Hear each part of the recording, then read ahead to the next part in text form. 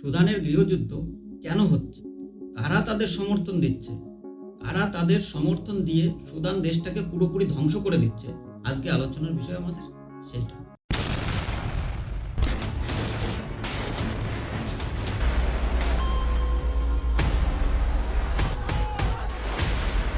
Sudan's civil war.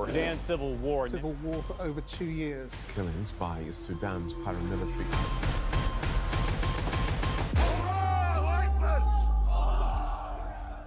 মুসলিম সংখ্যাগরিষ্ঠ দেশ সুদানের বর্তমান সময়ে যে গৃহযুদ্ধের আগুন জ্বলছে তার সূত্রপাত হঠাৎ বা আকস্মিক নয়।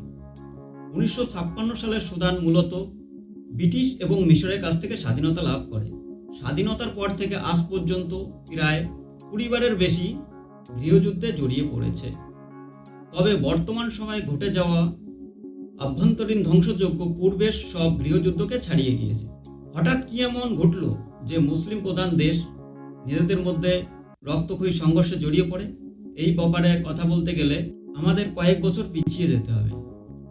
2021 সালের সামরিক অভ্যুত্থানের পর সেনাবাহিনীতে RSF বা আধা সামরিক বাহিনীর অন্তর্ভুক্ত করা নিয়ে গৃহযুদ্ধের সূত্রপাত হয়।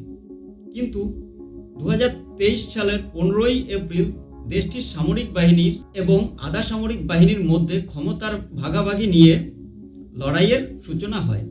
এই সংঘাত সুদানের রাজধানী খার্তুম সহ দেশের বিভিন্ন অঞ্চলে ছড়িয়ে পড়ে এবং দারফুর অঞ্চলে এই বিদ্রোহ ব্যাপক আকার ধারণ করে এবং সমগ্র অঞ্চলে মানবিক সংকটের সৃষ্টি হয়।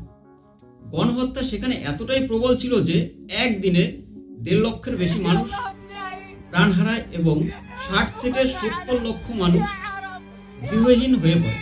এই ঘটনার পর প্রায় 2 বছর সুদানের রাজনৈতিক পরিস্থিতি শান্ত এবং সচল ছিল, কিন্তু আবার ক্ষমতা ভাগাভাগি নিয়ে সামরিক বাহিনীর প্রধান আবদেল ফাতাহ আল বোরহান এবং আধা সামরিক বাহিনীর প্রধান হামদাদ দাগালো নিজেদের মধ্যে সংঘর্ষে জড়িয়ে পড়ে। এই ঘটনার ফলে মানব ইতিহাসের সবচেয়ে বেশি ভয়ানক মানবিক সংকটের সৃষ্টি হয়, যা গাজা ভূখণ্ডকেও হার মানায়। এখানে বলে রাখা ভালো যে আধা সামরিক বাহিনী বা RSF কে সমর্থন দিয়ে যাচ্ছে আমেরিকার সমর্থিত সৌদি আরব, অপরদিকে সামরিক বাহিনীকে সমর্থন দিয়ে যাচ্ছে ইরান এবং মিশর। মিশর তো এদিকে সামরিক বাহিনীর প্রধান বোরহানকে বৈধ শাসক হিসাবে ঘোষণা করে দিয়েছে। এই যে একই দেশের 2 সামরিক গোষ্ঠীকে সামরিক সরঞ্জাম এবং অর্থ দিয়ে সাহায্য করে যাচ্ছে পাশের 2 মুসলিম দেশ। মাঝখানে পড়ে সুদানের সাধারণ নাগরিক প্রতিনিয়ত মারা যাচ্ছে, ধর্ষণের শিকার হচ্ছে, লুটপাট হচ্ছে, অগ্নিসংযোগ হচ্ছে, গৃহ ছাড়া হচ্ছে লক্ষ লক্ষ মানুষ। সুদানের সরকারি মতে মাত্র একদিনে প্রায় 2,500-এর বেশি মানুষ নিহত হয়েছে এবং 90 লাখ থেকে 1 কোটি মানুষ পার্শ্ববর্তী দেশ চাঁদে উদ্বাস্তু হিসাবে আশ্রয় নিয়েছে।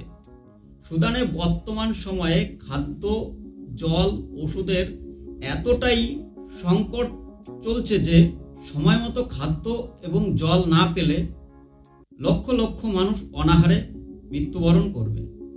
এই গৃহযুদ্ধের ফলে সবচেয়ে বেশি ক্ষতিগ্রস্ত হচ্ছে সুদানের সাধারণ শিশুরা।